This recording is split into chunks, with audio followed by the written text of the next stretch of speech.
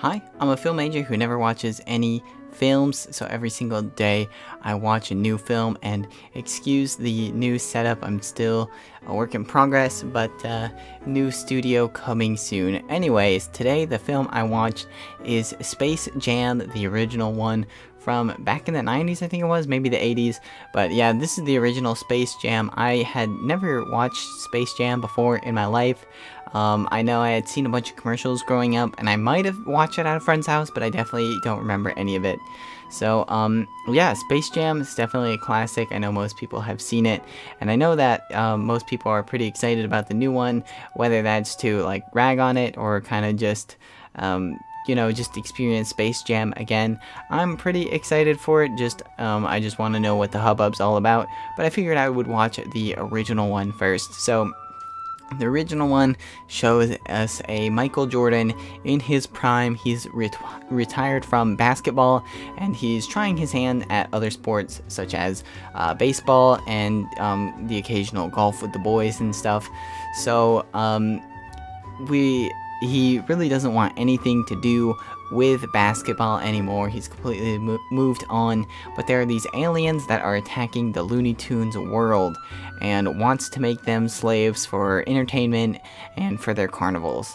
And so the Looney Tunes, thinking that these aliens are tiny and small, they challenge them to a basketball game, and then the aliens steal the basketball playing powers from NBA championship players. So the NBA gets canceled because none of the players can play well, and then the whole Looney Tunes is on the line with this basketball game. So they recruit Michael Jordan to help them play in this basketball game in order to save both the NBA and the Looney Tunes world. So it's pretty out there idea, and it's just a lot of fun. Nobody in this is an amazing actor, of course, but there's a lot of iconic moments from this film, like the opening, for example, is very iconic.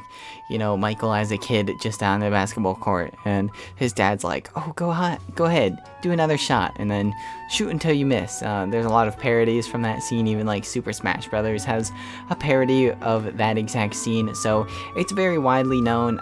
It's very popular. There's definitely amazing things in this film. Also, the animation is all pretty fantastic in this. Of course, lots of it is dated, but they do a really good job at switching up the camera a lot. There are times where you get to see the whole court, and which is just insane to me. You would think that an animation like this, they would try and cut as many corners as they did, but no, because there's big basketball games going on. You actually get to see all the action going on. They have a lot of great shots. It was just really good, because lots of times when there's things like this, especially with animation, lots of it gets lost, because they try and cut as many corners as they can. But they were really pushing the boundaries with Space Jam. I know I've seen some of the behind the scenes where they had people in green scene suits.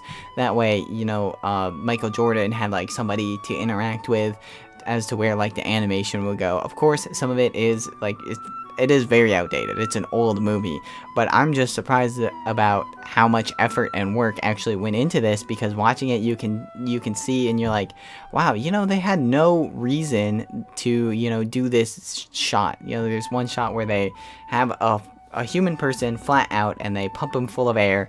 You see him float up, and then he floats back down onto a stretcher, and then either they have a pretty good model, or they phase that model back into the human actor. So either way, it's pretty amazing. It's pretty fantastic, actually. And they had no idea to make that all one shot like they did, but they put a lot of effort into making some of these transitions especially look really, really smooth. Of course, some of it is very cheesy, like the whole Michael Jordan stretching his arm out. You can see how fake it looks, but it's just really, it's a fun time.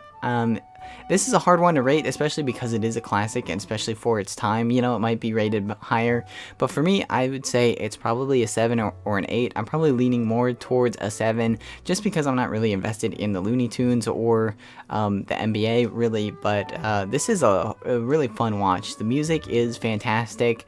Lots of the music choice is just hilarious. There are a couple things I did want to touch on that just haven't aged very well, just like weird random things, like when Michael Jordan first goes into the Looney Tunes world, he's like, how do I know you're all not fake?